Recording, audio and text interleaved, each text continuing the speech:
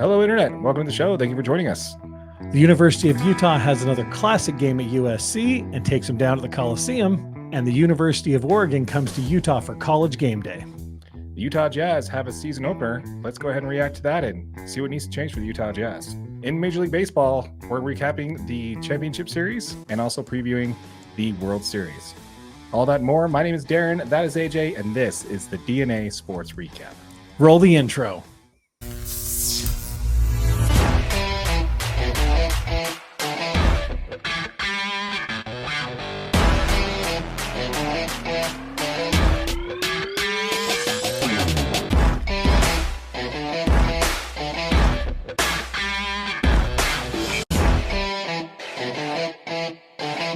If you are part of the 95% of our audience that is not subscribed, please consider doing so. Thank you. What's going on, AJ?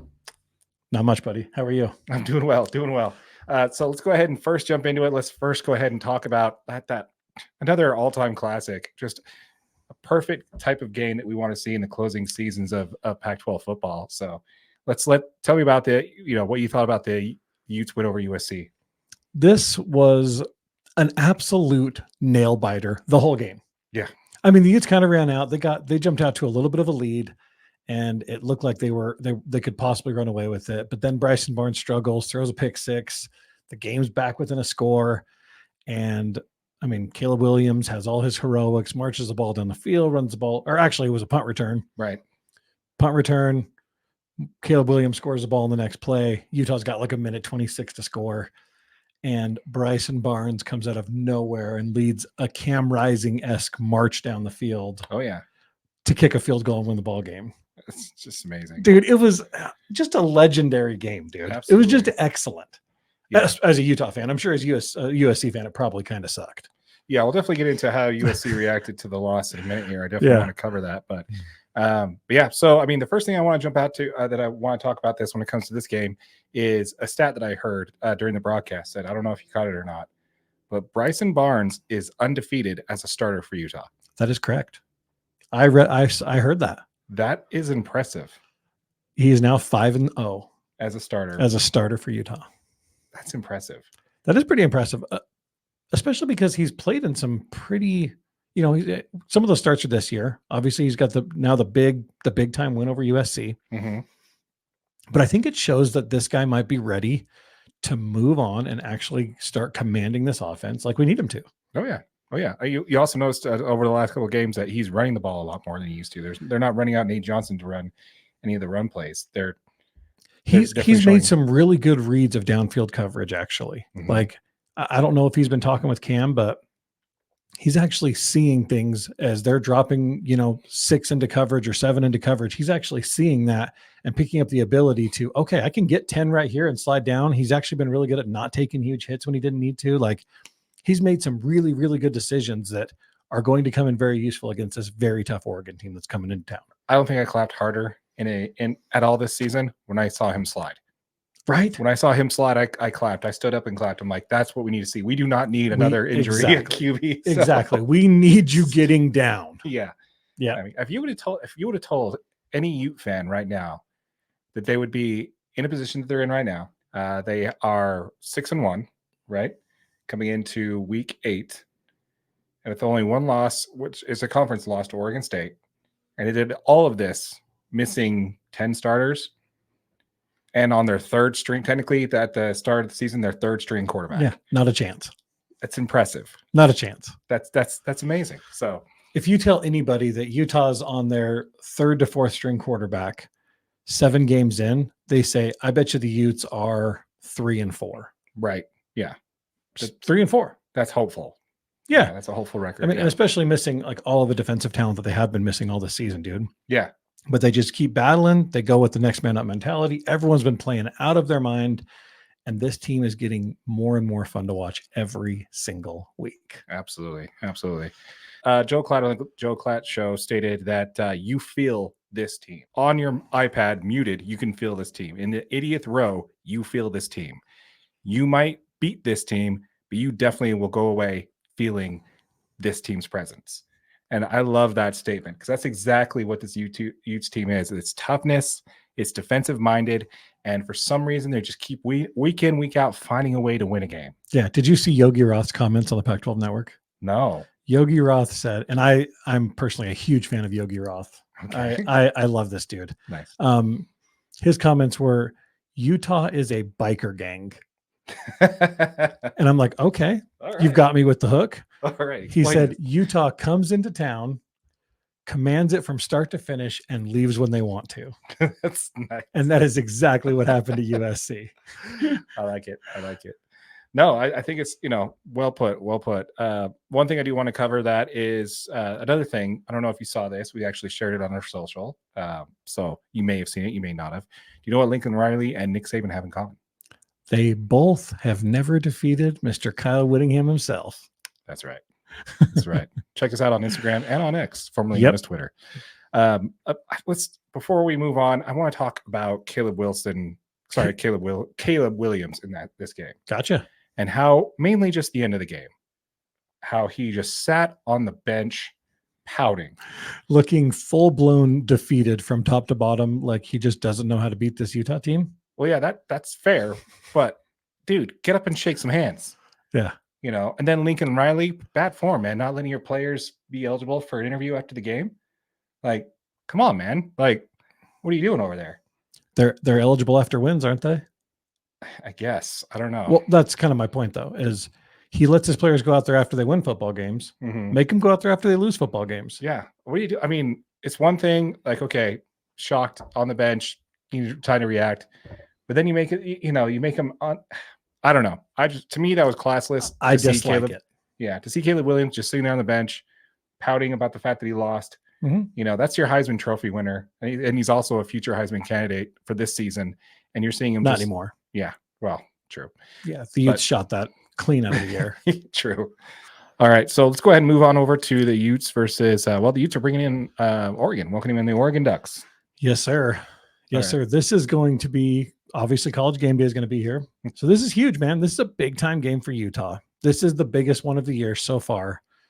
I am super excited. I'm super excited because I think that Utah stands a very good chance against this Oregon Ducks team. And I think they are probably one of the most balanced teams in the conference. Ultra talented. Oregon's a top 10 recruiting team every single year. They're loaded from top to bottom. But I still think Utah wins. Okay. Last week, you talked about the USC game and the stat that you felt played in the Utes' favor to help them drive them to a win. And I have to say, my friend, you were spot on that one. So congratulations. Take your victory lap there. There you go.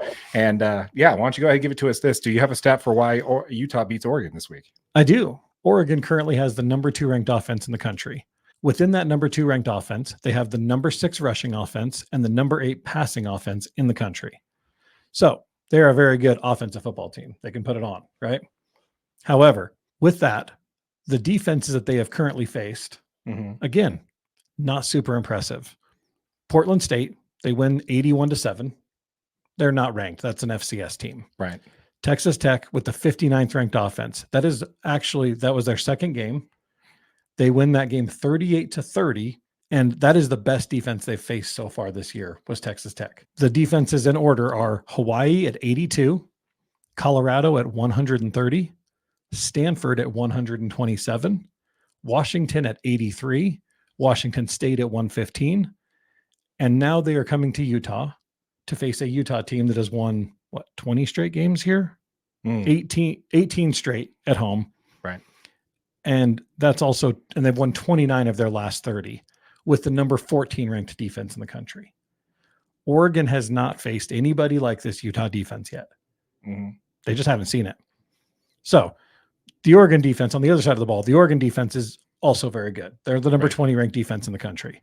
But I feel like that number is a little bit skewed as well. I mean, the offenses they've ranked were 57, 83, 38, 84. They did have that game against Washington against the number 4 ranked offense, but they lose that game. Right. So they haven't, I mean, Utah obviously has not been an offensive powerhouse in this game or in this league yet.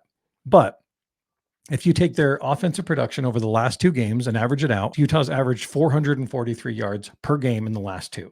That would be good for a top 30 offense in the country, which would actually be better than most of the offenses that they've faced so far this year. If Utah can keep the production going, if Bryson Barnes can continue to be successful and rear back and throw the ball down the field, make these linebackers respect you, we can keep it going with Sione Vaki, and we can keep rushing the ball. Utah has a chance to win this game. I'm telling you, Utah is number one in the country in time of possession. Yeah. That's how we win this football game. Nice. You have to keep Bo Nix and Bucky Irving on the sideline, just like we did against Kalen Williams. Don't give them a chance to beat you. Let that defense out there. I love it, dude. I love the odds. I think that some of these Oregon numbers for their offensive and defensive rating are a little bit inflated because of the competition that they faced. The one tough team that they played, they lost to. And they haven't played a defense like Utah yet. No, they haven't. Did you hear about Bo Nix? Did you hear about this guy? Yeah, I've heard of Bo Nix a little bit. Did you hear the most recent thing about him is that he's on record to set the most games started in college football history? I think he said it last week. That was last week. Yeah, I think last week. I think he is currently the most games started holder in college football history. With like half the season left. Yeah. Well, like a third. But, but he's like a seventh-year player, man. Yeah. Jeez, man. When I saw that, I'm like, wow, talk about experience, man. So I really like when you bring your facts to the fight like that and break it down because, the defense versus offense, that kind of matters when you rank it up against what defense and offense you're playing against. Yeah. I mean, I think that's huge. I just think they're inflated. And don't get me wrong. Bo Nix is number one of the country for pass completion percentage. He throws at like 76%, dude. He doesn't miss very often, but they do a lot of those short screen passes out to Bucky Irving that are high percentage throws. Bucky Irving's the number 26 in the country for rushing yards. So this dude, he pounds the ball. Again, though, they have not faced a rushing defense like Utah's. I'm curious to see. I mean, Bucky Irving with his number 26 in the country only averages like 87 yards per game. Which is great. But if that's the only offensive running production you get, Utah wins. You know what I mean? If that's your running production is 87 yards in this game, Utah wins. My game plan for Oregon is I think what they're going to come in and do is they're going to basically try to shut down the run game. Keep Quentin Jackson in check. And they're going to try to make Bryson Barnes beat him. And that's exactly what's going to, I think is going to happen. I think you're going to have, obviously against USC, he had probably the best game of his career so far. Absolutely. But I don't think that we've seen the best out of him yet. Well, he's also taken first team reps for 2 weeks in a row before that USC game, right? He's actually been the number one quarterback. He's actually gotten to some rhythm with some of these players. Obviously, Sione Vaki has absolutely exploded onto the scene. Speaking of which, where does that guy play? Safety. Sure. When you Google him, you'll say he plays safety. Absolutely a safety, man. Sure. You know why he's so fast? You know why he's so difficult to guard? Because he plays out of that running back spot, dude. Exactly. And as he comes out of the backfield, if they try to guard him with a linebacker, there is not a linebacker in the conference that has a chance at staying up with him on any of those wheel routes, dude. No. There's just not. I mean, you're just not fast enough. So unless you're going to try to cheat a safety off or cheat a safety down to try to stay with him in open field, I mean, at that point, like all you're going to do is toss the ball to him and be like, run this dude over. You're a safety. Yeah. You know what I mean? Yeah. He's big. He's a big, strong guy. So I love the Sione Vaki matchup. Dude. I love the Sione Vaki. He's fast. He has great hands. He was an offensive player in high school. Yeah, which is it's insane. 29 out of 30 games on the Hill, like you said. And their one loss was in the 2020 season with everybody hurt, and it was horrible, and it was a terrible season anyway. Yeah, everybody knows 2020 doesn't count unless you're a Dodgers fan. Thank you. Unless you're a Lakers fan. So I don't know, man. Utah's going to be tough. I'm lucky enough to be at the Oregon game this week, so I'm super excited to be there. It's going to be excellent. Let us know in the comments down below, folks. What do you think of the Utah's fourth consecutive win over USC? Second time they sent them packing in the Coliseum. Let us know in the comments down below what you thought about that win. Whittingham said it was his top 5 win in his absolutely in his career. He's like one of the top 5 wins. So let us know in the comments down below what you think about that. Do you put it up that high? I certainly do. I thought it was an awesome game. Definitely top 10, if not top 5 for me. Also, let us know what you're expecting out of the Oregon Ducks this week. Okay, let's go ahead and talk a little bit about the Utah Jazz. Season opener was last night to start off the season. So our Utah Jazz did play last night at home, had a home opener, and boy, did they lay an egg against this Sacramento Kings team. It was really, really tough to watch. Yeah, and the best part was he was there, folks. I was there, and it was tough to watch even being there. Yeah. I'd say one downside to this having your own YouTube channel where you're covering the Utah Jazz is you can't turn off the game when you stop wanting to watch. No, sir. No, sir. Yeah, you can't get upset and just turn it off because you need to be able to talk about it tomorrow. Yeah, I gotta be able to. Yeah, I absolutely have to be educated to talk about it. So, so let's go ahead and talk about it a little bit about the Utah Jazz here. Obviously, they opened their home season with the new throwback purple jerseys. Which, by the way, did you watch the cute little video? Were you there in time to see the video? I did. I saw the whole opener. Yeah, the throwbacks and everything like that. That reminded me of my den when I was a kid back in the day. It was pretty. I actually like the retro. I like the throwback for the Jazz. I'm not a huge fan of these jerseys. I think they are. I mean, but I was a big fan of like the city jerseys 2 years ago, the red and yellow and orange and black, and I love those. So I liked the second version of the city edition jerseys better than the first. Well, have you seen the ones they're coming out with now? With the mountains, the purple mountains. Yeah. I like those. Yeah, I just didn't like when they capped white up here and then it kind of went darker. I like it when it was darker and kind of capped out at an orange. Oh, I agree. Color. But yeah, anyway, so they're 0-1 in these new throwback purple jerseys. What did you see? What's your first reaction out of this game? My first reaction on this Jazz game against the Kings is the defense looked absolutely horrendous. Just horrendous, dude. I mean, I was going to look up the stat and I missed it, but I don't know how many open threes the Kings got in this game, but it was a lot. Was a lot. The Jazz just really struggled to cover. I mean, they were sagging off. And my problem with the way that they were sagging off to try to help defense is they weren't actually helping on defense. There's still guys driving down the lane wide open. It was really tough to watch, man. I mean, just so many open shots. Yeah, the Kings were 19 for 51 from three at a 37% 3-point percentage. Which is pretty good to open the season. Which is not bad. Yeah. Not bad. Their pace of play makes that really hard to stay in front of, though. So I'm not surprised to see that. You know, they did get beat on turnovers. Yep, turnovers is actually one of the things on my list, too. Yeah. So Chris Dunn he turns the ball over on 28% of his possessions. Yeah, not good. 4 turnovers. Yep. Colin Sexton turns it over on 20% of his possessions, and Walker Kessler also turns it over on 20% of his possessions. That is way too many to be successful against a Sacramento Kings team that is pretty good. Yes. They looked really good. I mean, they've got Harrison Barnes, they've got De'Aaron Fox, they've got Domantas Sabonis. These guys are looking to make a run in the Western Conference. But this is the team that the Jazz need to be able to run with and go with and compete with because it's still a young team. Yeah. Harrison Barnes scored the most points he's ever scored in a quarter in his whole career. Harrison Barnes absolutely went off in this game, dude. Yeah. But he had a lot of really open looks. He didn't have to take a bunch of tough contested shots, which is exactly Harrison Barnes' games, dude. Yeah. He wants to take open 3-pointers.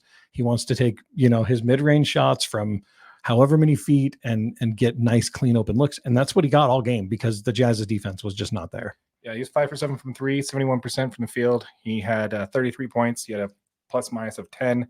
Meanwhile, the 3 players that you mentioned were all in double digits for minus on the plus-minus line. So, not good to see. Good to see. And Domantas Sabonis scores 22 points, and he just looks absolutely unstoppable in this game, dude. I just watching, I would have thought he had 50 because it seemed like every time we missed a shot, he was there, pushed the ball, ran down the field, and just scored it again. I am totally on camp Draymond Green right now. I remember the playoff series where he stomped on the guy. Yeah. Okay, Sabonis, that was a dirty freaking play, man, that he pulled on Walker Kessler in the opening drive. Yeah. Where he looked down, knew he had his arm and he had his arm back like that, and he yanked on it and intentionally hyperextended that guy's arm. Yep. That is a bush league play, and you're lucky the rest didn't catch you on that. That's an easy flagrant. Everybody in the arena saw it. Yeah. I don't know how they didn't see that. That was just a dirty, dirty play. I was not super impressed with the reffing in this game. I don't know how it looked on TV, but I'm telling you, at the arena, dude, everybody was upset because there were so many things that was just blatantly obvious fouls that it felt like they just were not calling it. Yeah, for me, that Sabonis one, well, I'm just like, dude, I hope the next time the Jazz play that, somebody lays that guy out and I'm center in the court. I hope it's Kessler. Because Kessler was shaking his arm for the next 3 or 4 minutes of that game. He had to come out right after that. Yeah. I didn't like it at all. I thought it was a dirty play. Shame on the refs for not catching it. Shame on the coaches for not getting ejected for not, I guess you don't want to kick out in the first game, but you should definitely give the refs an earful on that one for sure. Yep. But yeah, they also did get out rebounded, I believe, as well. The team had 45 rebounds and Utah Jazz had 38 rebounds, which is, they won the rebound battle. They won it 54-42. 45. So they did win the rebound, but a lot of those were putbacks on the missed shots they did in the first quarter. Yeah. So I think the key stat for me though was assists. And this is something my old man texted me after the game where he kind of called it perfectly. He's like, this is a team that was not playing together. Very, very raw talent. Not a whole lot of assists. And that's, they did get beat on the assist points. On the assists here in this game. They had 29 assists for the Kings. The Jazz had 22, which I believe is one of the lowest they've had. Yeah. In a home game in quite a long time. Not good. Didn't see the ball moving around. Didn't see the blender at all. Yeah. Not necessarily Coach Hardy's thing, but Yeah, but can I tell you the stat that really stood out for me? So I was looking at some of the advanced statistics on cleaning the glass, and 38% of the Jazz's shots come from the mid-range. Mid-range is your least efficient shot on the whole floor. Right. So when 38% of your shots come from there and only 27% of your shots come from three, and you only shoot 34% from three, that is a recipe for disaster. Right. You've got to get twos, close twos, short threes. When we're taking 38% of our shots from the mid-range, we don't have any scorers that are that efficient. And we don't have Chris Paul. No. When you have a bunch of young players that are just taking these mid-range games, dude, you're recipe for disaster. Yeah, I really definitely I agree, and I definitely want to see the ball move around a lot. So a whole lot of that collapsing on the defense and getting swarmed, and then trying to get up in the air and kick the ball out to an open shooter did not go well for them. And the Jazz's spacing was really bad in this game. You'd have a player in the corner and then a player 5 feet away from them, where one guy was just guarding both of them, and the other guy's just sagging in. Attacking the driver. You mentioned that on one of the pre-games that they had. A similar thing that they did there. Spacing was really bad. Spacing was there. So that's definitely something we got to look into. So what do the Jazz do? How can they fix it? How can they turn this around? I know it's early overreactions. We're all, as fans, we're going to have that, but let's take a logical approach to this. How do the Jazz fix this? I think the number one thing that's going to fix these Jazz woes is going to be people have got to lock down and stay closer on defense, right? They went on a short stint there where they were actually staying with their person. They weren't trying to sag off and help. And I think that's a good problem to have. I think all these guys want to be able to help on the defensive end of the ball because that's how they know is going to get them on the floor, right? Some of these younger guys know I've got to be a help defender. I've got to be able to put a hand in the passing lane and, put a hand on somebody if they're driving to the basket. That wasn't, it was just really ineffective help. And that was a problem. So if you can tune up some of that defense, lead to some turnovers and get some easy baskets, that's going to help the Jazz put some points on the board, take a little bit of stress off of some of these scorers, help them get into a rhythm. We all know Jordan Clarkson's a rhythm player, right? If he can get some points, easy baskets, easy layups, off some of these passing lanes and running down the floor, it's going to help Jordan Clarkson be more efficient because we're going to need him down the stretch. And even at the start of the stretch for this Jazz season. Yeah, high score for the Jazz last night. So, at 22, I think. Nothing crazy. He had 24, yeah. 24? Mm-hmm. Yeah, so, not great. But Markkanen scores 19. John Collins scores 15. And John Collins actually looked okay, but he looked a little out of sorts on the defensive end. He's guarding players in the corner, which I'm not sure if that's in his realm of comfortability, but it's just really tough, dude. That was a really tough game to watch. 15 points, 11 rebounds, 2 assists, 1 steal. So not necessarily a bad game, but definitely the body language wasn't great for him for sure when he's out there. I would have to agree with you on that, man. I think what we need to do to fix this is basically just, again, keep in mind that this is no longer the Rudy Gobert Utah Jazz. This is a team that has a lot of length in the front court. Yep. And we need to take advantage of that. When that coverage is, like you mentioned, the coverage, the spacing needs to be a lot better. Spread the floor out on defense. Stay with your man. Half the time you had Larry Markkanen guarding in a zone play out on the perimeter there, and where you normally see a guard, and they had him out there, so I'm kind of like, okay, they realize where the defensive holes are and they're trying to cover it. I'm not sure if they know what their defensive scheme is quite yet. You know what I mean? Like this previous Jazz team, the scheme was you guard everyone on the perimeter for as long as you can, and if they get past you, you just funnel them into Rudy. Mm-hmm. And it seemed like at points there was time where they were trying to do that same thing. Guard him for as long as you can, funnel him into Walker. But the problem is Walker is not a Rudy Gobert-esque defender quite yet.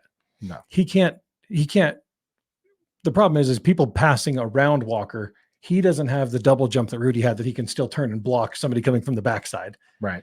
Walker's not quite there yet. This is a second year, and you're expecting that's a big ask for a second year player to be able to defend the guy coming at you and the guy behind you. Rudy Gobert is a 2-time defensive player of the year for a reason. Oh yeah. So I would argue that he's a more efficient player already than Rudy was, especially this time in his career.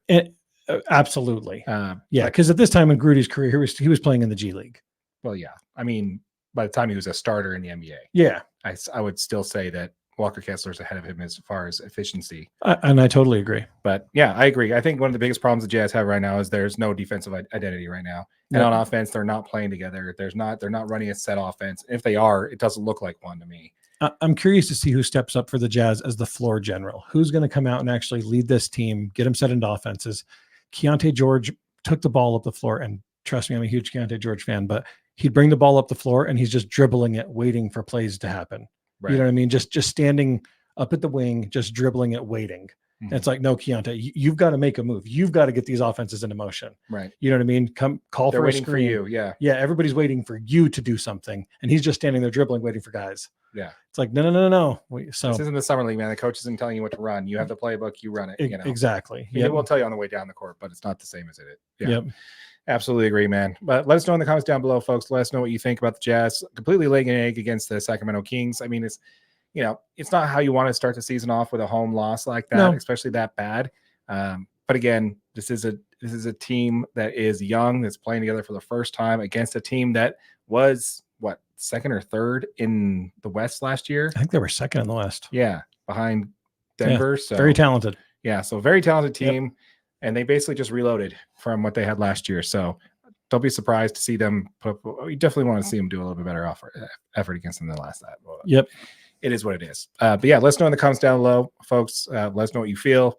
Let us know what you think needs to change for this Utah Jazz in order to improve going down the road. You still say it's a playoff team? Absolutely. Same here. Go Jazz. Go Jazz. All right.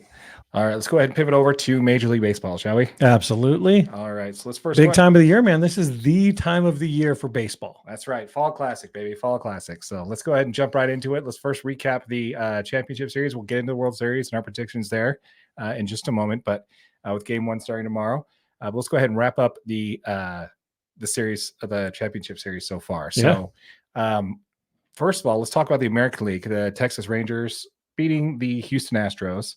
We didn't call that one. No, we did not. No, we did not. Which is crazy because Texas goes up 2-0.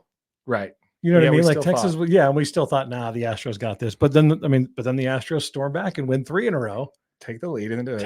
It's like, okay, they just need 1 more out of 2. I mean, they've won 3 in a row. Astros got this. In Minute Maid, too. They're going home. Yeah. They only need to win 1 game out of 2 at home. Yeah. And obviously you guys know that the Rangers are in the World Series, so they obviously didn't get it done. No, sir, they did not. Yeah. So I don't know. Anything stands out to you about that particular series?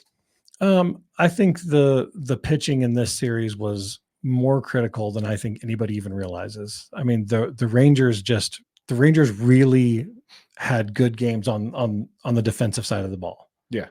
So, and they held these guys to 2 runs in Game 6 and 4 runs in Game 7. Mm-hmm. I mean, that's to come out and only give up 2 and 4 runs respectively in 2 games is very, very good, especially when your offense just comes out and kills it and puts 9 on the board and 11 on the board. Yeah, I got to say Montgomery's probably been the best pitcher in baseball out of all the trade deadline acquisitions. I think Montgomery's been the best. Jordan Montgomery has looked fantastic for the Rangers in that whole Houston series. Yeah.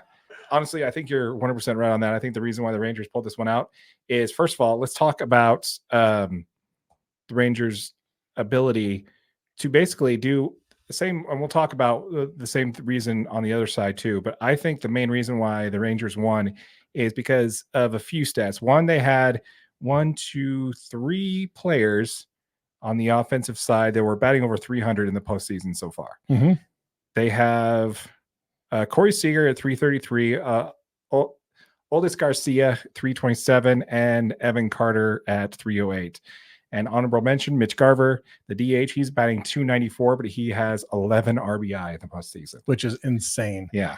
I mean, Adolis Garcia was a big part of that Game 7 win. He had 2 home runs in that game to kind of lead those guys straight out to victory. Oh, yeah. So definitely the ALCS MVP for sure.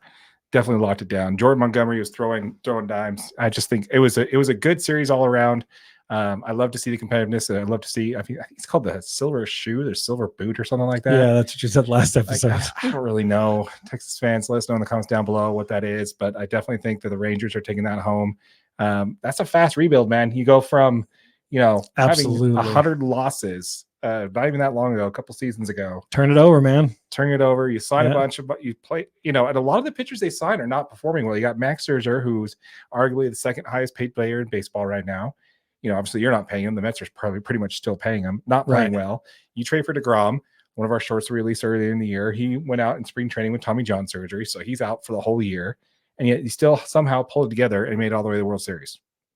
Very, very impressive. Very impressive. Yeah. And the Rangers have looked good doing it. Yeah, absolutely. You know what I mean? Like, you're going to take some losses in a 7-game series, and the Houston Astros were, arguably one of the best teams in all of baseball throughout the regular season, right? Yeah. So to take them down, yeah, you did pretty good work. I think like 6 straight ACLS series in a row. Yeah. Houston Astros, like, this is an old hat for them. Yeah, they've been there. Yeah. And if you've watched any episode, that's all I talk about is experience matters. And this Rangers team kind of went out there and just squashed that and said, we don't need experience. We're just going to go out there and outplay you.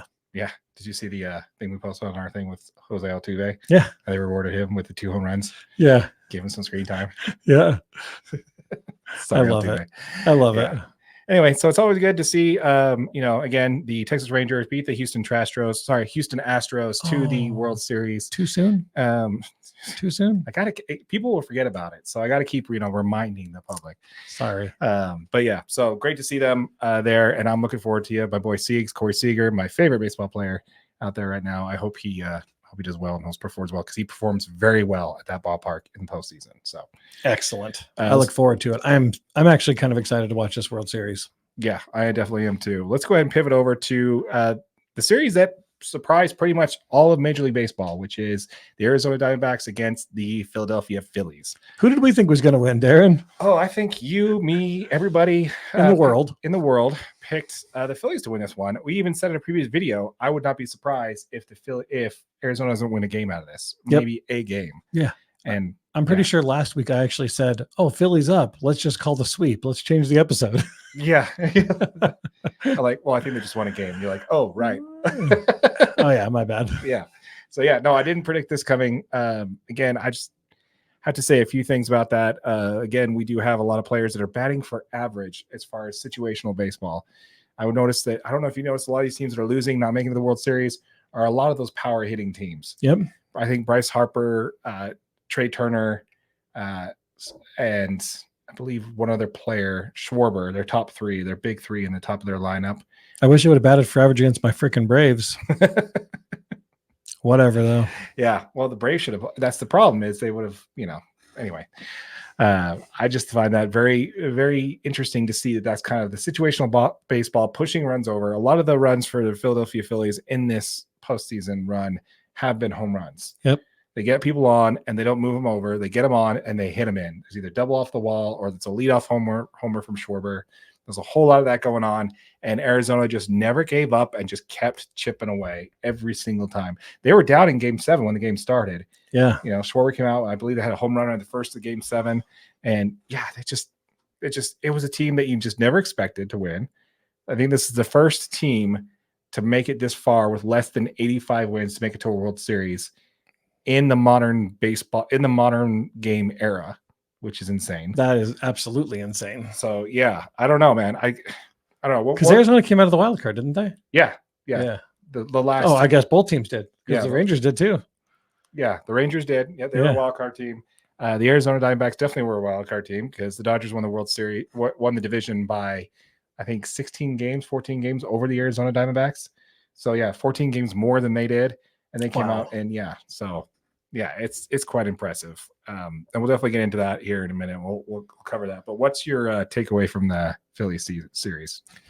I'm really surprised that the Phillies bats didn't get going like they did against my Braves. Mm-hmm. And with Braves have better pitching too. That's the thing that blows. I mean, Nola, Wheeler, they're great, but I think that's really my big thing, dude, is like, their offense just went super stagnant. You know what I mean? They really struggled to kind of put runs on the board against Arizona.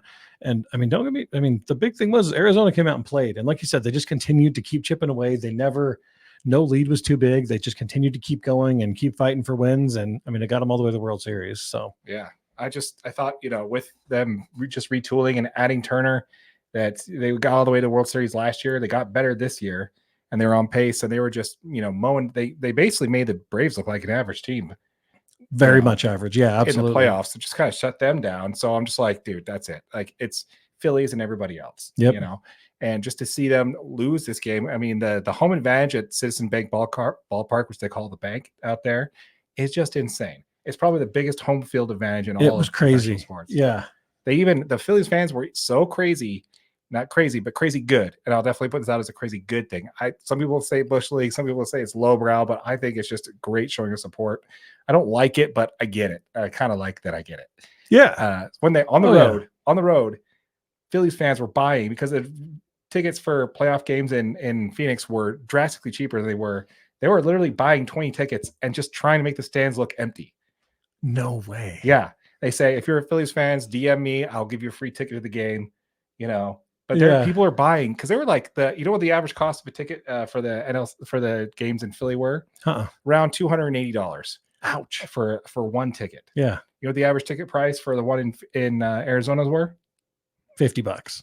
$8. $8? You can get a ticket to a postseason game for $8. So, yeah. Wow. That's the Phillies fans were buying up these tickets just to leave the stadium empty. Yeah. I absolutely love the dedication of their team up there in Philly. So good on you guys. That's pretty awesome. And a story about Trey Turner, how they gave him a standing ovation when he was struggling and turned his whole season around. Great year for you guys in Philly. Sorry you weren't able to pull it out. And I guess, good on Arizona for basically coming through and just plug it away, man. Yep. Go Braves. Yeah. Make sure you guys leave a comment down below. Tell us what you think of both of those series. We'd love to hear from you.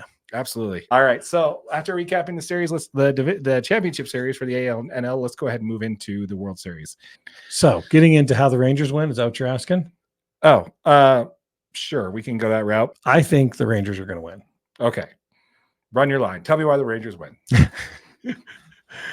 I think the pitching. Jordan Montgomery had 2 really good outings against the Astros. He had, in game 1, he pitched 6.1 innings, only gave up 5 hits, 0 earned runs in that game. Nathan Eovaldi had another great game in game 6, pitched 6.1, only gave up 5 hits and 2 earned runs. I think if Max Scherzer can just semi show up and throw a decent game, because he did, like I just said, he really struggled in both of his outings. So they're going to need a whole lot more from Max Scherzer in this series. And if they can get something more, if he can kind of look like his remotely old self and get some good showing, I think the pitching could be very dominant and really help the Rangers, to win some ball games. Their closers played well. Aroldis Chapman played really well. And Jose Leclerc, he gave up 3 runs in game 5 that cost the Rangers that game. Mm-hmm. But other than that, he came out a few times and actually had some pretty good pitching. So the Rangers just got to keep scoring runs. They had 4 home runs in game 7, 2 of those from Adolis Garcia. And as long as they can keep putting runs on the board, they definitely have a chance to win this whole series against Diamondbacks. I like it. So let's talk about game 1. So we got Zach Gallen playing against Nathan Eovaldi. Zach Gallen is 2-2 this postseason, showing a 5.24 ERA, which going up against Nathan Eovaldi is 4-0 with a 2.24 ERA. Yeah. So pitching is definitely, especially in game 1, in the favor of the Rangers for sure. Okay. I like it. You got anything else? Nope. That's my run. All right. Perfect. I like it. So let me go ahead and tell you why I think the Arizona Diamondbacks win this World Series. I'm ready. I'm so ready. First of all, it'll prove that the Dodgers are the second best team in Major League Baseball. So starting right there. Right there. Right there.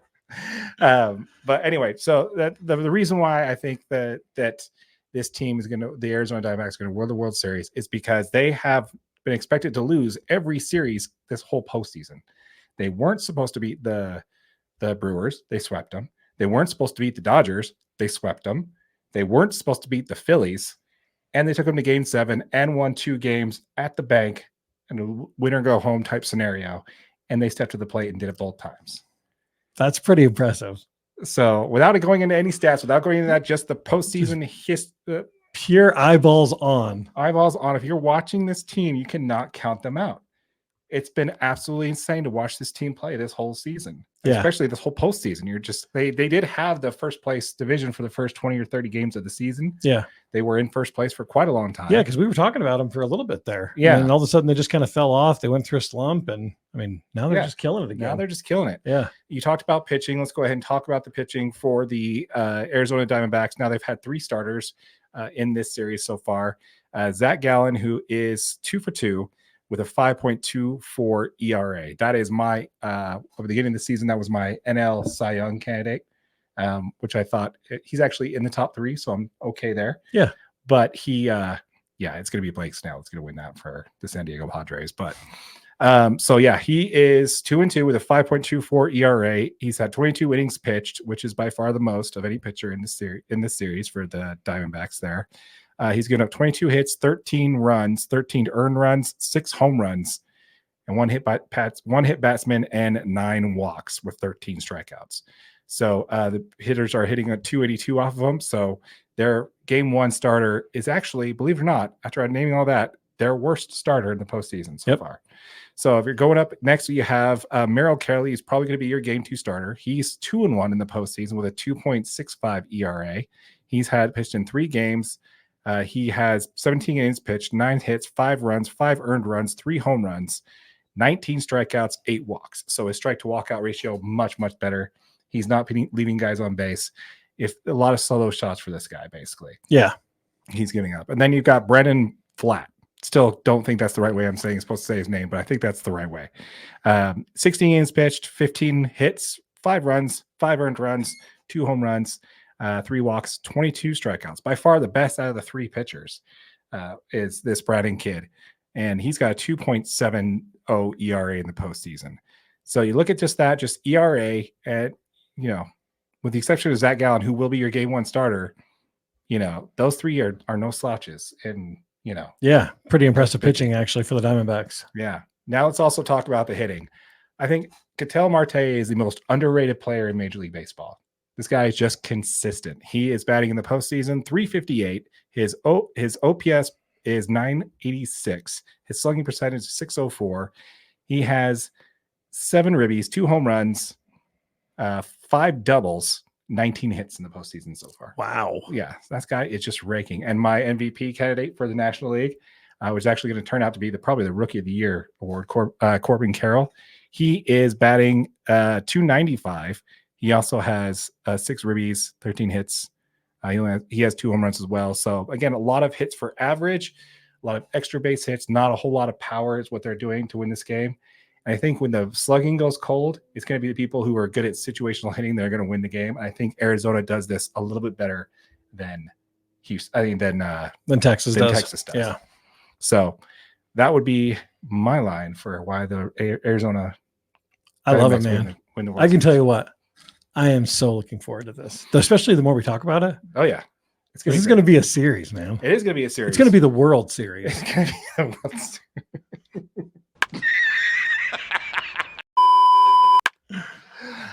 That's great. Let us know in the comments down below, folks. Who do you got winning the World Series here? Is it AJ who's correct with the Texas Rangers taking it, or am I right here with the Arizona Diamondbacks continuing their Cinderella story and just defeating the odds and continuing to win baseball games in the postseason? I like it. Is it AJ or is it my team that's continuing their story? Jerk. Did I say it that way? Totally didn't mean to. My call was way better than his. I want Corey Seager to win a ring, so there it is. But now the truth comes out for everyone listening. Now the truth actually comes out. I definitely do not. I mean, there are people who bet their, say they bet their root. What's his name? High Heat guy. Did you hear about this guy? Uh-uh. The guy on High Heat. I can't remember his name. What's his name? I don't know. Oh, he made the call and said if Arizona goes to Philly and wins both of these games, it's like, if they do that, I will retire on the spot. Yeah, this guy's been like, he's ESPN. He's on First Take. He is like the baseball guy. Retiring? For ESPN. Obviously, he can't. He's under contract. He'd have to oh, damn it. I don't think he actually is going to be able to do that. But yeah, it's quite funny, man. Christopher Mad Dog Russo. Oh, he's like an older dude, huh? Yeah, he is. Okay, I think I know who he is now. Yeah, he was after Arizona won the game. You can hear him chanting in the Russo, Russo, Yeah. Russo. So yeah, I'm looking forward to it. I doubt he retires though, because he's under contract. Contracts so, and things. Yeah. yeah. But yeah, it's an interesting take that he had there that he would retire, because honestly, isn't a single person in baseball or that follows sports at all, especially this sport, that thought that was going to be possible. Yeah. So congratulations. Make sure you guys leave us a comment down below. Let us know what you think. Absolutely. All right, folks. So once again, thank you for watching this. We're wrapping it up here for this episode of the DNA Sports Recap. Keep in mind, this is available as a podcast, as a video podcast right here on this YouTube channel. Our only playlist we have is our video podcast. You'll be able to see this full episode in its entirety. Playlist will be on that side of the screen on the end card.